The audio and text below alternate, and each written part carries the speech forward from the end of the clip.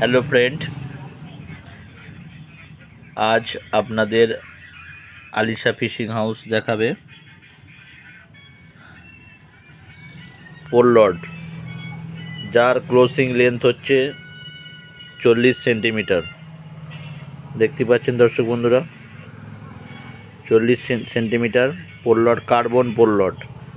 নাম হচ্ছে carbon pole rod, সবার কাছে পরিচিত। তো দর্শক বন্ধুরা দেখতে পাচ্ছেন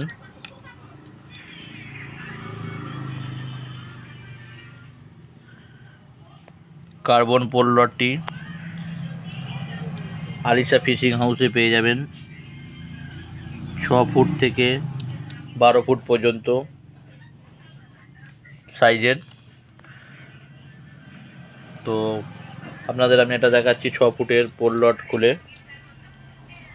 দেখতে পাচ্ছেন দর্শক বন্ধুরা, কোয়ালিটিটা কেমন। কোয়ালিটি খুবই ভালো দর্শক বন্ধুরা। তো যদি কারো প্রয়োজন হয় পাইকারি নেওয়ার জন্য এবং খুচরো নেওয়ার জন্য, অবশ্যই আপনারা যোগাযোগ করবেন Alisha fishing house, Puinan, Dantpur, Hooghly, West Bengal. ধন্যবাদ সকলকে।